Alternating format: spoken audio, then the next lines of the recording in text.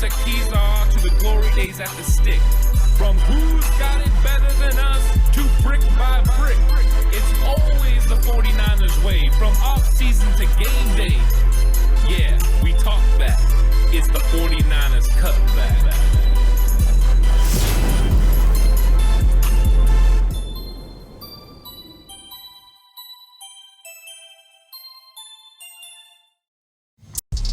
It's 49ers Cutback Podcast time. Welcome to the show, everyone. This is what we've all been waiting for. 1 year waiting for the 49ers to have another chance to get back to the Super Bowl. Last year, it appeared it was going to be the season. Brock Purdy was playing at a great way, and the 49ers were looking really, really good. Deebo and the offense were firing on all cylinders. The 49ers averaging over 30 points per game. And then one Hassan Reddick hit changed everything. And now the 49ers have been clawing and scratching and trying to get to the point where they could get back to this game. And here we are. And you get the home field advantage. You're going to be playing in front of your fans at Levi Stadium. The advantage is yours. Here come the Detroit Lions. They're a very balanced and well-orchestrated football team. Dan Campbell has them playing at a high level, and they are a tough, gritty, physical football team. There's not a lot of weaknesses. They're very talented, and they have the ability to make plays on offense and to stop you on defense. But you've got to find a way to win. Throughout the week, we've went through different matchups the 49ers must win on defense or matchups they must exploit on offense.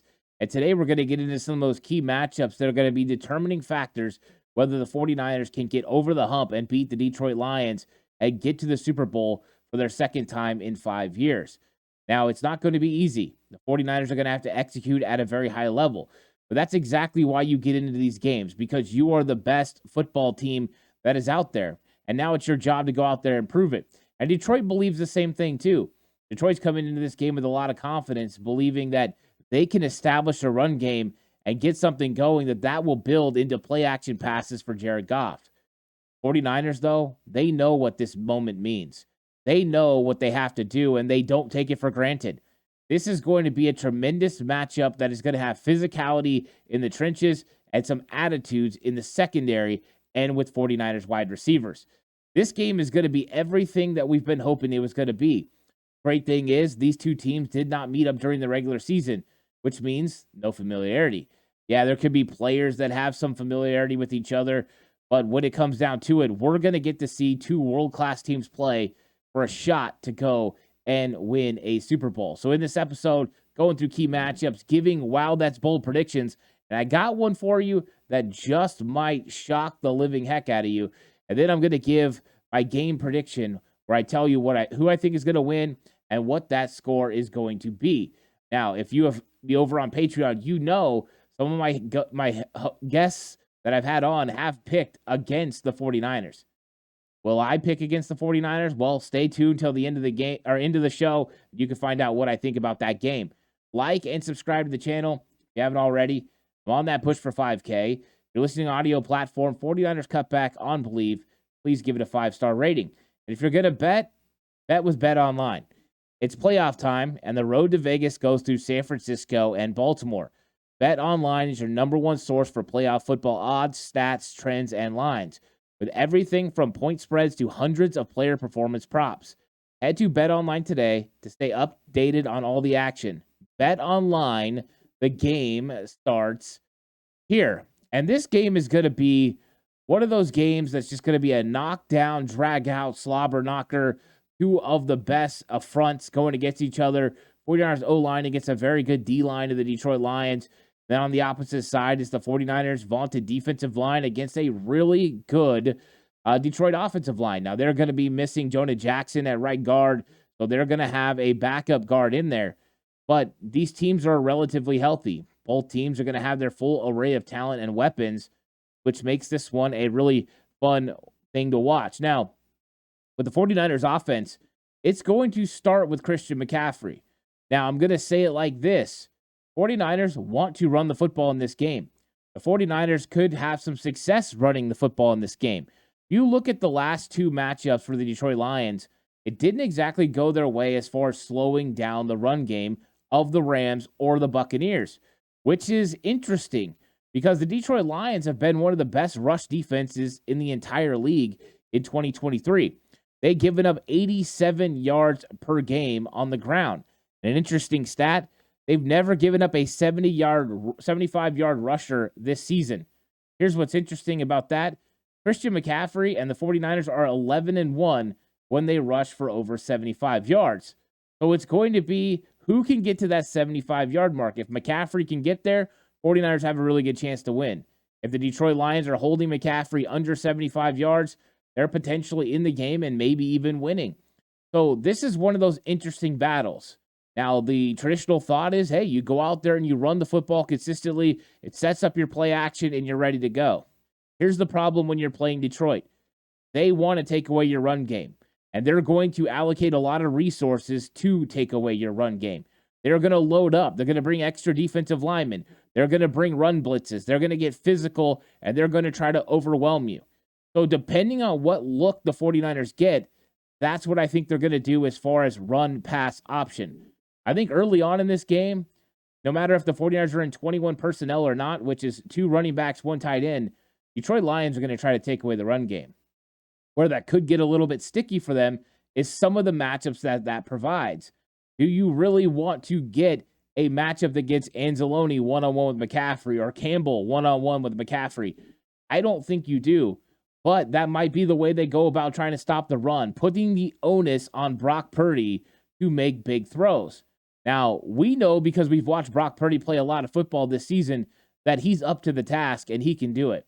I think the 49ers in this football game, depending on how Detroit comes out, might have to loosen up the Detroit defense to get to the running game. So when they're very aggressive on taking away McCaffrey early in this football game, start the game with the play action. Expect them to try to come up and slam you on that first play and run something where you can get a high percentage throw to either George Kittle or Deebo Samuel out in the flat. Those are going to be opportunities for the 49ers to get them on their heels. If they have to worry about the play action game, maybe they can't slam you as hard in the run game. Now, it's also going to take timely throws by Brock Purdy to be able to make Detroit settle in and back off the hunt to stop McCaffrey.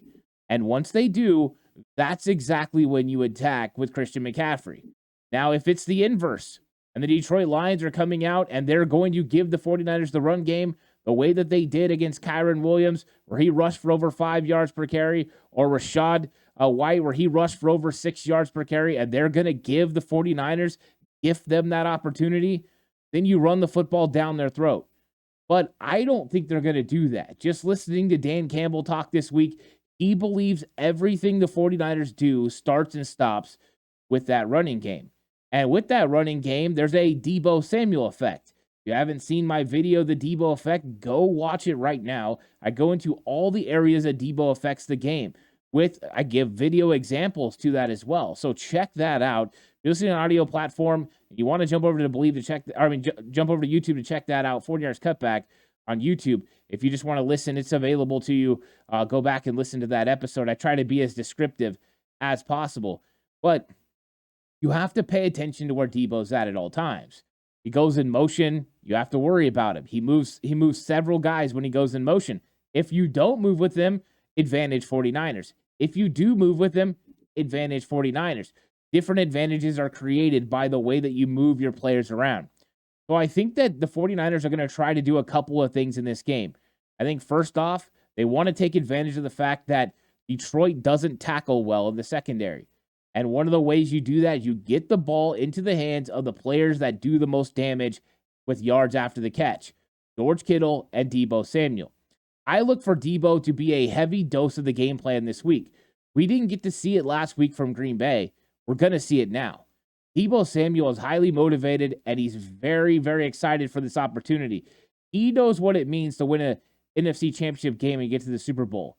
In 2021, he gave everything he had, and he was left on the bench crying about the opportunity to not get to the Super Bowl. In 2022, they all just had to deal with the fact that they didn't have a quarterback to be able to help them get there. This time, they're not leaving nothing to chance. Every one of these players are highly motivated, and Kyle Shanahan knows it's important to get the ball into his playmakers' hands. So in the run game, it's time for misdirection. The aggressive style that the Detroit Lions like to implement, I talked about them going in with the intention to take away the run. That might mean extra defensive linemen. That might mean linebackers and safeties in the box. That's fine. Just make sure you don't overcommit. If you commit to one side of the field and you don't keep people on the backside in case Deebo comes back on a reverse, you could be in a world of hurt.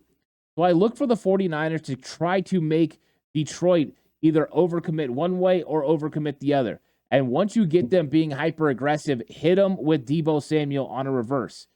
Deebo needs to be a full part of this game plan, both in the run game and the passing game. Also, because of the bad tackling, get the ball out on screens. We do know that they like to be aggressive with the blitz, and they like to come after the quarterback. Well, a great blitz beater is Deebo Samuel in the screen game. So I think that's going to be another area the 49ers could be hyper aggressive and able to take advantage of.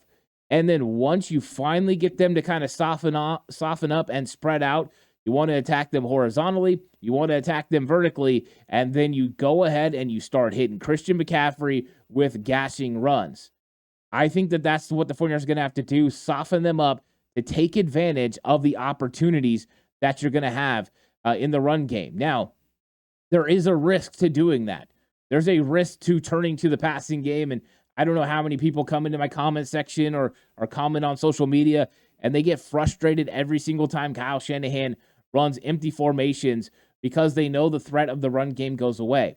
And I hear you. I look at that and I see a similar thing where I'm like, man, the threat of the run game would be nice, especially on first down.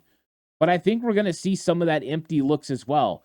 Because when you are in your 21 personnel and you have Kyle Juszczyk and Christian McCaffrey on the field with Kittle, with the two wide receivers, the Detroit Lions are more likely to put a heavy look up there, an extra defensive lineman. Well, maybe you can find a matchup where you get Christian McCaffrey one-on-one with one of those linebackers, or in some cases, depending on the look, one-on-one with one of those outside guys like Aiden Hutchinson. Those are keys for the 49ers. So finding matchups because of personnel could be what the 49ers look to do early. Get them big, and then you use your athletes to spread them out and find open space to make plays. There were some near misses last week where Christian McCaffrey got lined up one-on-one with the linebacker, and he went over the middle for plays, and if there wouldn't have been a wet ball and Brock wouldn't have been a little bit off, they could have been house calls. So yes, we like the threat of the run, but I think there are some opportunities to do this as well. I think there needs to be a balance, but I do think that this is going to be something the 49ers will probably look to attack as long as they get heavy looks from Detroit. Detroit doesn't decide to go heavy looks against the 49ers 21 personnel. Well, we know what the 49ers are going to do. They're going to run the ball with Christian McCaffrey, and they're going to try to get the big gains the way the Tampa Bay was able to get them. Tampa Bay just didn't run the ball enough. 81 yards, they could have ran the ball a ton and had a lot of success, but if you decide to pass the ball a lot early, you have to know what you're getting yourself into as far as pass rush. Now, this was a great stat that David Lombardi put out last week against Green Bay. Rashawn Gary, 10th best as far as productivity in the pass rush.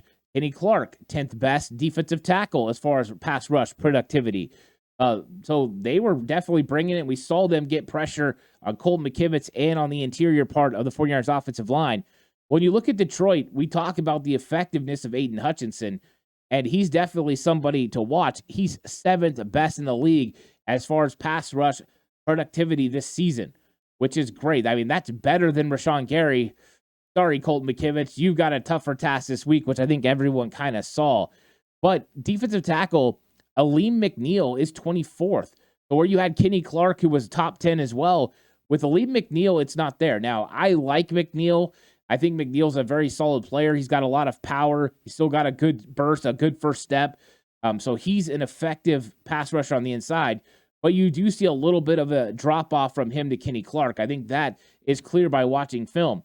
So the 49ers on the interior part of the offensive line might have a little bit of an advantage there. Now, with the way that Detroit likes to blitz and show double-A blitzes, that's going to put a lot of stress on Brendel, Feliciano, and Banks to make sure they don't get confused and they understand what they're looking at when it comes to pressure.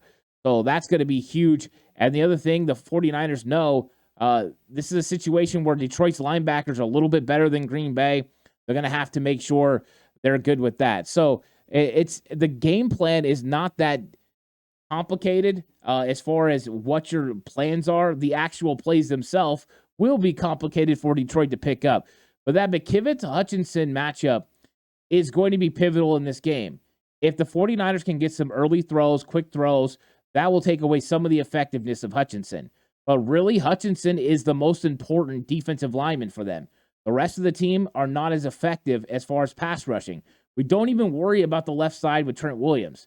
What we worry about is the front side, where you've got a guy that could be in Brock Purdy's face in Aiden Hutchinson. So the 49ers need to get quick passes, and they need to establish a run game. If they do that, that will make it easier. You could send guys to pull and hit him. You can trap him. You can also, in the passing game, chip him with running backs and with receivers. And I expect the 49ers to do that. I think it'll be a steady diet of chip and create an outlet. So those guys will chip, and then there'll be an outlet for Brock Purdy where he can get the ball down to them, and they can create some yards after. And the 49ers need to make sure it's a consistent process of making sure you handle Aiden Hutchinson and don't allow him to have success. 8 sacks in the last 4 games. Gotten at least 1 sack in every one of those games. So he's been highly effective. And Colton McKivitz has given up 10 sacks this season, most of any of the 49ers offensive linemen. I mean, Brock Purdy was sacked, 30 times this season? So he was the one that caused 10 of those sacks. So a third of the sacks to McKivitz, not good. But this is a matchup the 49ers know what they have to do. They know they have to take care of Aiden Hutchinson. And I like that Colt McKivitz looked at him a lot like Max Crosby because that motor never stops. He's got really good pass rush moves. He can beat you up the field, getting down there and bending the corner on you, or he can make moves inside. He's got a really killer spin move that Colt McKivitz is going to have to make sure he takes care of. So he wants to get upfield in his slide. He wants to make sure he cuts him off, but also you got to keep that inside lean. You can't allow him to get that inside move. So weight distribution is going to be huge for Kim McKivitz, and him getting his hands on Hutchinson without Hutchinson being able to get a long arm on him is going to be really important in this game. 49ers offense has to be on schedule. So if you can run the ball consistently and stay on schedule, do that. But if the run game is not going the way that you want, make sure you stay on schedule. It doesn't really matter if it's run or pass, and I know a lot of people will disagree with me, but I come from the thought process like Bill Walsh was. If the passing game's going good, it can be as effective as the run game. A short 5-yard throw is as effective as a run up the middle for 5 yards. I prefer the run game because I love the running game, but I also know that whatever works is what you go with.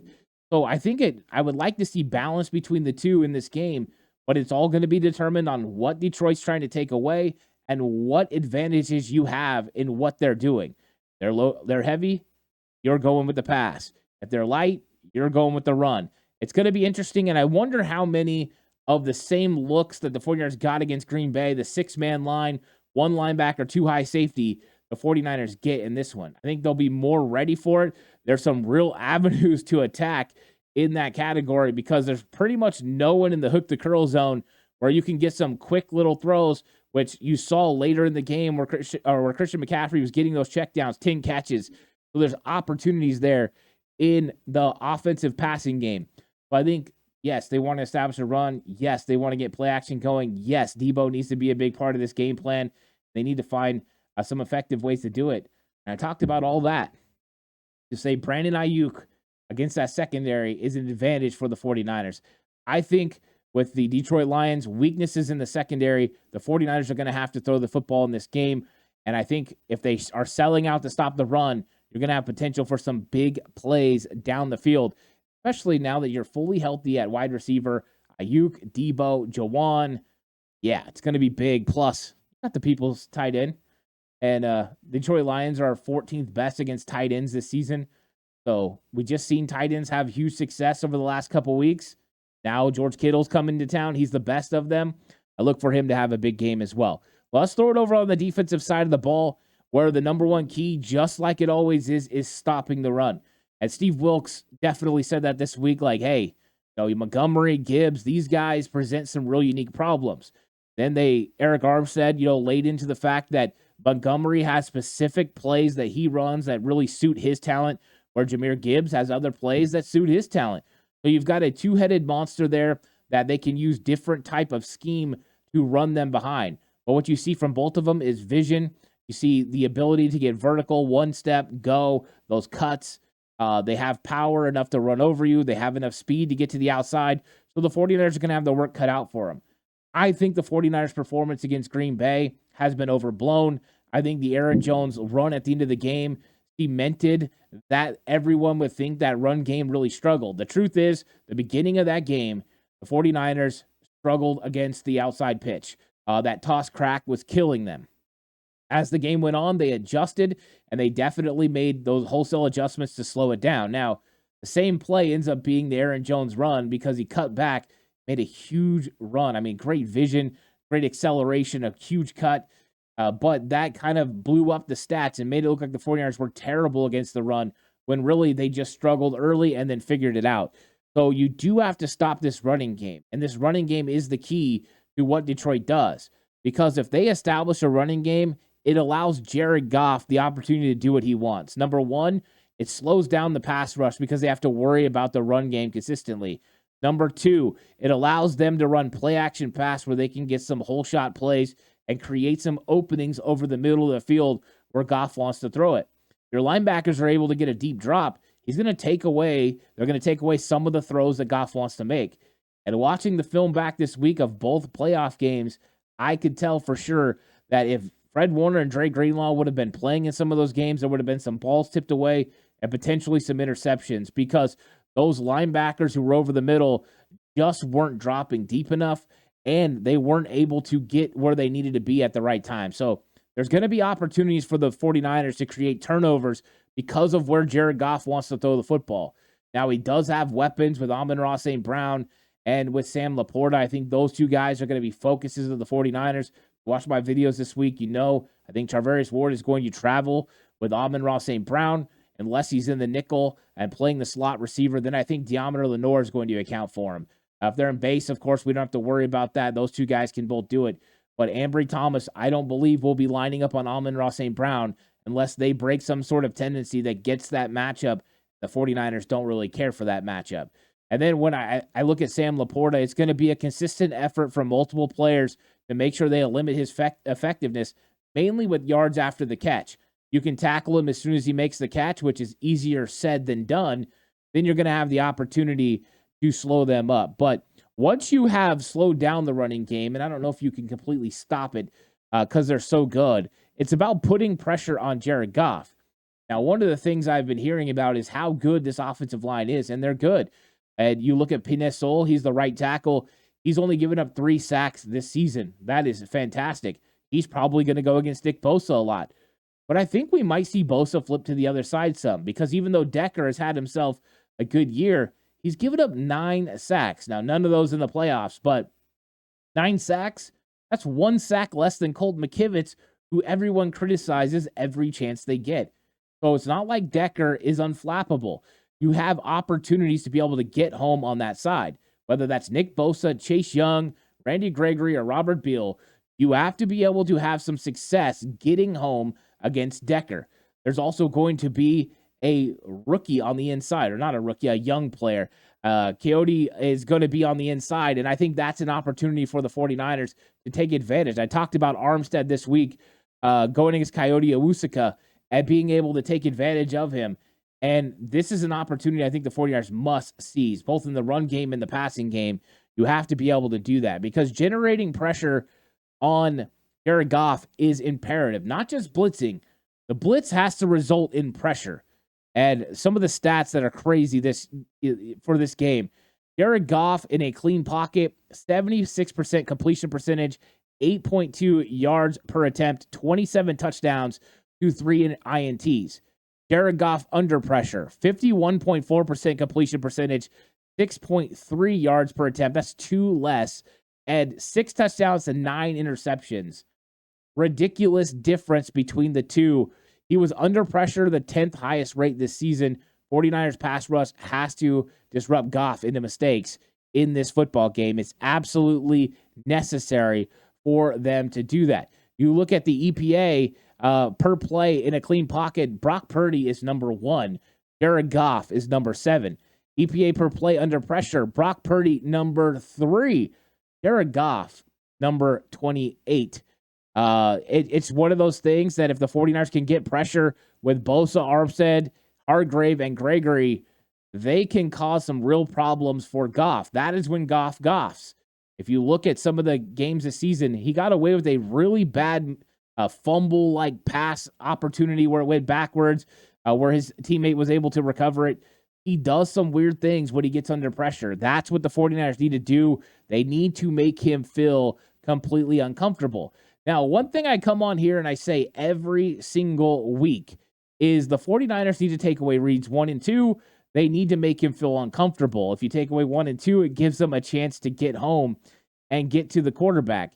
And I always find that very interesting when I say it, is sometimes people have a little bit of a pushback on it because, they're like, well, it's hard to take away 1 and 2, whatever. But I thought it was interesting. Listen to what Nick Bosa had to say about the potential of doing this against Jared Goff and what it takes to get Jared Goff off his game.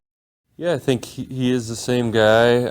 Not saying he's played great in LA and he's played great with Detroit, but the key is obviously getting pressure on him.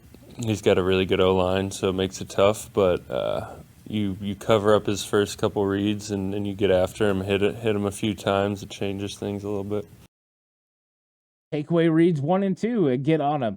I just thought it was funny. I talk about this every week. Takeaway reads 1 and 2, play sticky coverage, and then get pressure. And that's exactly what they have to do in this game. And we know that the 49ers' plan is to get pressure on Goff, which is easier said than done. But they're going to try to find ways to do that. And the easiest way to do it is take away what targets he wants to go to first. And so in order, we know what his confidence is. He likes to go to Amon-Ra St. Brown first. He leads the team in targets. Then he likes to go to Sam Laporta, who had 9 catches last week. Then he likes to go to Josh Reynolds because they've been former teammates. And I think the 49ers are going to take them in that level as well. Now, also, you got to worry about Jahmyr Gibbs out of the backfield. And that's going to be something that Fred Warner and Dre Greenlaw are going to worry about, mainly Dre Greenlaw. But how do you get after Goff? We talked about his numbers under pressure. He's not as good when you start getting pressure on him and he starts feeling that impact. Well, you got to get him to third down. And you got to get him to third down and long. Take advantage of stopping that run game on early downs. Make sure you contest every single catch. No easy ones. Sticky coverage. Put pressure on him. Make him feel uncomfortable. If you can force 3rd and 7 and longer, you have a chance to get off the field. And if you just look at their numbers, they convert on third down at 41.2%. That's 7 points less than the 49ers. They're not as good as the 49ers on third down. And when they face third down, they're even worse.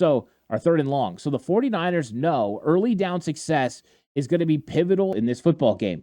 Whether they're on defense or on offense, the main objective is to make sure you handle third downs your way. You want on offense to be able to convert consistently, which means third and shorts. And on defense, you want to be able to get off the field. Detroit is a very good defense on third down. They give up conversion rate at 36%. It's very good. That's one of the elite caliber traits that this team has. So 49ers are going to have to make sure they stay on schedule on offense, and they're going to have to force third and long to get after Jared Goff consistently in this matchup. This is one of those keys to the game to make sure you have success, and you got to win the time of possession. If you win the time of possession, you definitely make the other team have some struggles on their end, because if they're not on the field, they can't score. Their defense stays on the field. You can wear them down. And that's exactly what each team wants to do. Establish a run game, win the time of possession, and just attack the opposing team really consistently. When you look at turnovers, the 49ers have caused 5 more turnovers this season than the Detroit Lions. Where the difference is the 49ers have 5 less giveaways this season than the Detroit Lions. The Lions have given away the ball 23 times on the season. They've turned the ball over 25 times. They've gotten takeaways 25 times. That's counting their playoffs. So coming out of the regular season, they were exactly 0, dead even giveaways to takeaways. Now they're +2 in turnover differential. 49ers are +10, just to show how good they play. Now, gotten to the part of the show where we get to talk about something that I really enjoy doing, and that's going really bold with wow, that's bold predictions. Wow, that's really bold. Whoa.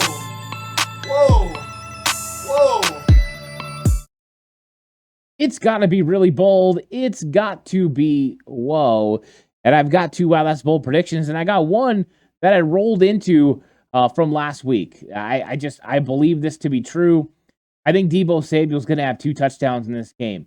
I think that he's going to be highly motivated. I've seen him have big-time games against teams that he's supposed to have big-time games in, and I think this is going to be one of those ones. There'll be an early focus on Deebo to get him the football in space, and I just think he's going to be a tough matchup. 2 touchdowns for Deebo. And guess what? Because I like that a lot, I'm going to also say 2 touchdowns for George Kittle. Last week, I had 2 touchdowns for Christian McCaffrey. This week, I'm going to say that George Kittle has 2 touchdowns, and I think the 49ers are going to have some success. I think Deebo's going to have some success in the run game, but I also think the 49ers are going to have some success in the air as well. I won't be shocked if Brandon Ayuk doesn't have some big numbers as well. Now, here's where it gets interesting. The first one, probably not so interesting. I think the 49ers are going to create 3 turnovers. I just think they're going to be able to get pressure on Goff. Goff's going to make a couple of mistakes when he feels that pressure, and it could snowball a little bit. But I think the 49ers are going to make some plays, especially over the middle of the field, and Goff's going to turn over the football. So 3 turnovers is about, wow, that's bold prediction. That's a lot considering they only turned over the ball 23 times the entire season. But I think Jared Goff's going to do it in this game. And then as far as defense goes, Ambry Thomas is going to have one of those interceptions. That's right. The much maligned Ambry Thomas is coming up with an interception in this game. I think Jared Goff is going to try to get a ball to Reynolds or to Williams, and Ambry Thomas is going to be in the right position and have a big clutch turnover. I called for a Ambry Thomas interception one other time this season. He had an interception in that game. So this is my second time betting on Ambry Thomas. We'll see how it works out for me. And now it's time for the score prediction. Here it comes. Who's going to win? Who's going to the Super Bowl? Which one of these teams is going to be the honorary team for the NFC? It's going to be the 49ers. I got the 49ers winning this game. I've watched enough film this week that I just think they have everything they need to beat Detroit. I think Detroit's going to make this a tough one. I think it's going to be a battle throughout the game. But I think the 49ers, when it's all said and done, are going to have a little bit of separation between them and the Lions. I think they just make too many plays in this game. They play sound physical defense. The San Francisco 49ers win the NFC Championship, defeating the Detroit Lions 34-20. I think they're going to do it, guys. I think we're going to the Super Bowl. We'll see who they play in the AFC. Will it be Baltimore? Will it be Kansas City? But I think the 49ers, they had their scare last week. Now they're clutch. They're going to come in big. They got Deebo. They got all their weapons. This is the 49ers' opportunity to make a statement, and I think they're going to. They're going to roll into the Super Bowl feeling really good about themselves. Detroit's a good team, but I don't think it's their year yet. 49ers win 34-20. Thanks for watching the video. Please like and subscribe to the channel if you haven't already. On the push for 5K. This episode was brought to you by Bet Online, where the game starts. Lots of good stuff still coming your way, hopefully next week, and that's what I'm believing. We're going to have Super Bowl conversations for 2 weeks. I hope you guys will join me for all of that, but I'll catch you guys in the next one. Until then, stay safe. Remember, the right way is always the 49ers.